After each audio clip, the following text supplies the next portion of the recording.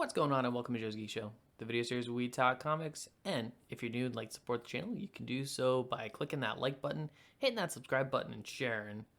And with that, Alone in the Dark. That's pretty much it.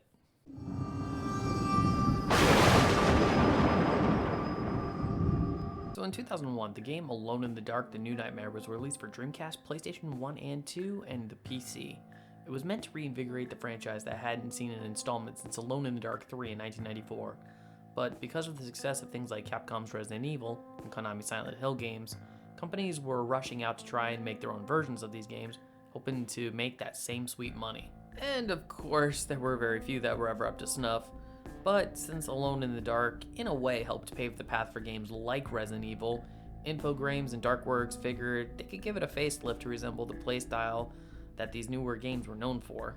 And the result was pretty decent. I mean, it's not a game that really broke any kind of new ground, but I still kind of enjoyed it for a typical survival horror game, as I do tend to enjoy these games quite a bit. The reception to this game was also pretty decent, generally garnering favorable reviews. So it was actually quite a surprise to me when nothing else came from this particular timeline in the Alone in the Dark franchise, because I would have figured, since it did fairly well, the companies would have moved forward with a sequel, but nope. The IP was then shelved until the 2008 reboot, but most of us Alone in the Dark fans don't really like to talk about that one. And over the years, I found myself always remembering this game, curious as to why it never continued, wanting more from this iteration, until one day the internet granted my request and I discovered the prequel comic to the game simply titled Alone in the Dark, excluding the New Nightmare subtitle. And for quite a while, it actually intrigued me that I'd never heard of this comic book before, especially being a comic book collector. Until I realized this book was a little obscure, because it actually started off as a comic book only available in France and was released in 2001 by a company called Semic Comics, but then just a year later managed to get a translation from Image Comics. It was written by Randy and Jean-Marc Lofficier, drawn by Matt Haley and Alexi Bricklet, inked by David Hahn, colored by Chris Gusali, lettered by Cedric Vincent, and translated by... I'm about to touch on that one. And this book starts off introducing us to Aline Cedric, one of the game's protagonists, as she is somewhere in Tibet with a colleague named Frank Stone. They're trying to get information on a map they have in order to find the lost temple of Agartha. Unfortunately, others are trying to steal the map as well, and they make it back to their hotel where they meet Ganesha, a fortune hunter who's helping them in hopes to find treasure in the lost city for himself. We then meet our other protagonist from the game, Edward Carnby, who's trying to be the early 90s cool, mullet and all.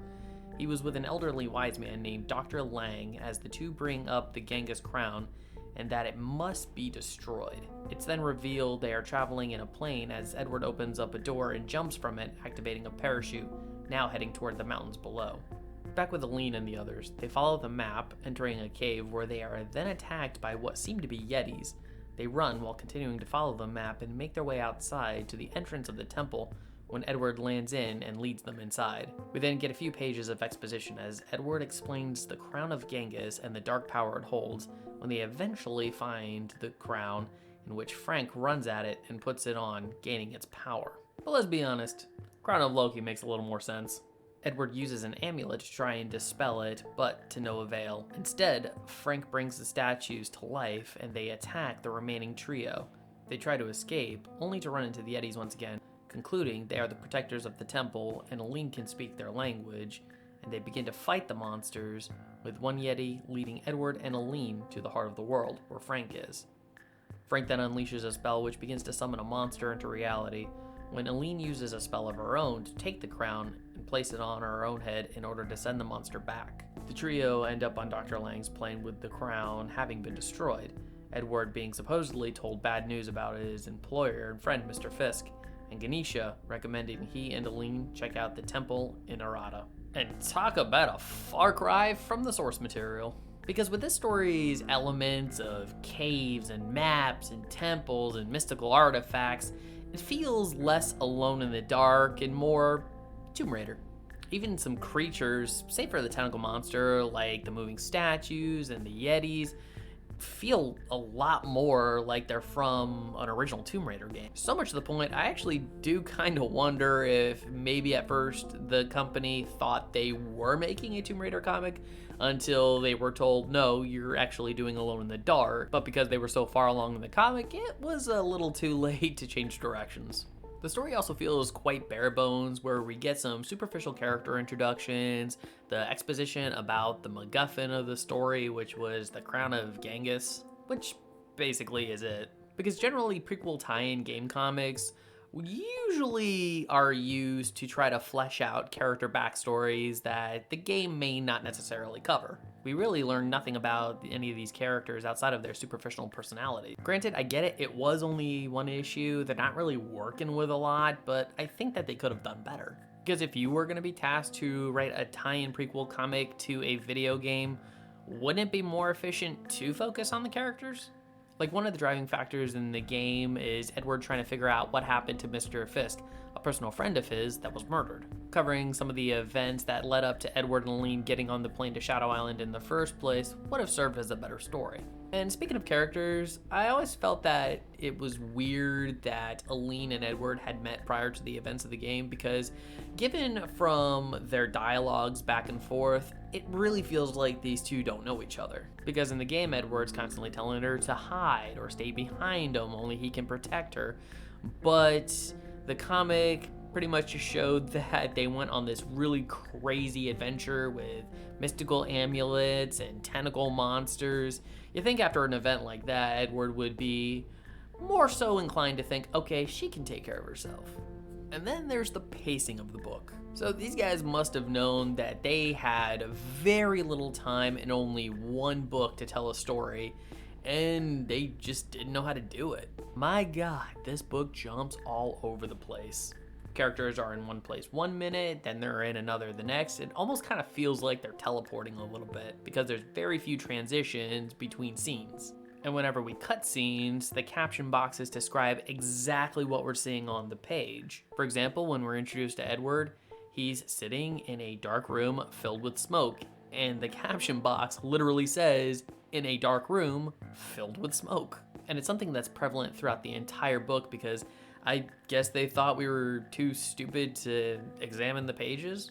Also, I don't know if this was a translation issue or anything like that, but in the English version, sometimes the text in the speech bubbles don't fill that out completely. Meaning some bubbles have a bit of negative space. Oh, and they also did misspell Fisk once. As far as the artwork goes, I don't know if it was because they were in a crunch or if they just didn't have the talent, but it really does come across a bit amateur. The characters feel very flat on the page, the backgrounds lack detail, or sometimes existence altogether. There are also times when continuity seems to be an issue. For example, in the scene where Edward gets struck by one of the statue monsters and we see a giant gush of blood, you would then expect in the next panel to see him maybe cobbled over in pain, you know, a little bit more blood dripping or something like that. But no blood stain, doesn't really acknowledge it at all. It just carries on like he was never hurt in the first place. The color palette also comes across as being a little bit muddy, as they rely heavily on browns and yellows and stuff, and really giving everybody the same skin tone. Like, everybody in this book looks like they came out of a tanning salon. So I would really only recommend this book to hardcore Alone in the Dark fans who like to collect memorabilia. And I will say, after looking these up on eBay, they're actually not that expensive. So if you do want one, they are fairly light on the wallet. But still, I can't express my disappointment enough with this book, because I have wanted some kind of book or some kind of sequel, some kind of tie-in, something to come off of Alone in the Dark: The New Nightmare, a game I really enjoy. And when I finally did get it, it instead saddened me, and I actually almost kind of wish I never read it. I was definitely a lot more blissful in my ignorance, because generally I am excited about comic book tie-ins to video games I enjoy, because even when they're not great, they sometimes do enough right to kind of let me revisit that world again, which this book definitely isn't one of those things. I guess when it comes to my favorite iteration of this franchise, when it comes to comics or sequels or anything like that, I'm left alone in the dark. So Alone in the Dark, what did you think about this book? If you've read it, I would love to hear your thoughts. Please leave your comments in the comment section below. And if you like this video, I'd love it if you'd smash that like button, share it with some friends, subscribe if you're not subscribed already, and ring that notification bell for more comic book content. And if you're wondering what to watch next, consider one of these 2 videos. Alright, take care, have a great day, and as always, stay geeky.